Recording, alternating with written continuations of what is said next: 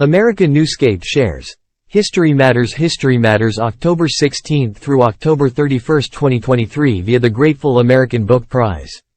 A bi-weekly feature courtesy of the Grateful American Book Prize showing our children that their past is prelude to their future by John Grimaldi and David Bruce Smith. On October 16, 1973, Secretary of State Henry Kissinger received the Nobel Peace Prize for his part in ending the Vietnam War.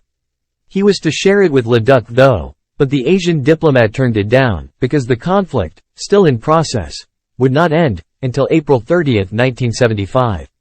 Meanwhile, the peripatetic Kissinger just celebrated his 100th birthday on May 27, and, as the Associated Press said, in recent years, he has continued to hold sway over Washington's power brokers as an elder statesman.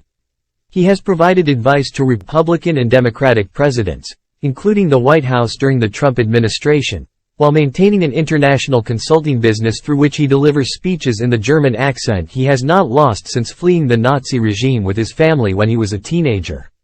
The Grateful American Book Prize recommends Kissinger, a biography by Walter Isaacson. Stephen Crane was born in 1871, 6 years after the Civil War. He was the youngest of 14 children from an impoverished family, but he persevered, and matured into a newspaper correspondent, and an author. At 24, he attained international fame with the publication of The Red Badge of Courage, a tale about a teenager who enlists in the Union Army. 128 years later, it is still widely read. Crane was not in good health. According to History.com, he contracted tuberculosis in his late 20s.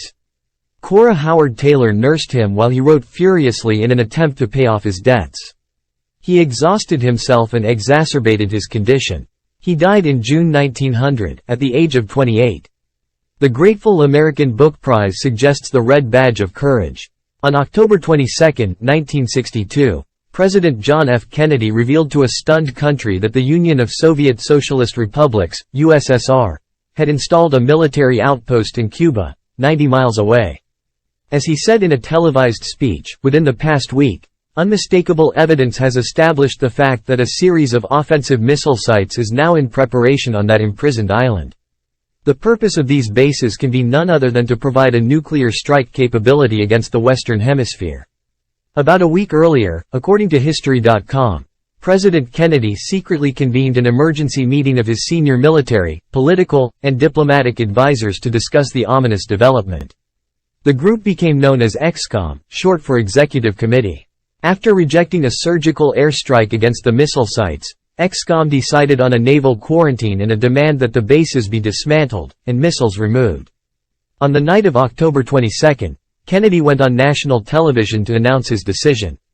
During the next 6 days, the crisis escalated to a breaking point as the world tottered on the brink of nuclear war between the two superpowers. The Grateful American Book Prize endorses Norman H. Finkelstein's 13 Days, 90 Miles. The Cuban Missile Crisis. In 1959, John Glenn, a lieutenant colonel in the U.S. Marine Corps, was among the 7 men chosen by the National Aeronautics and Space Administration, NASA, to become one of America's first astronauts. A decorated pilot, he had flown nearly 150 combat missions during World War II and the Korean War, according to History.com. At 41, in 1962, Glenn was the first of the group to circle the Earth and be hailed as a national hero. 36 years later, the then senator repeated the trip at 77, and became the oldest human ever to travel in space. During the 9-day mission, he served as part of a NASA study on health problems associated with aging. Glenn passed away on December 8, 2016, at the age of 95.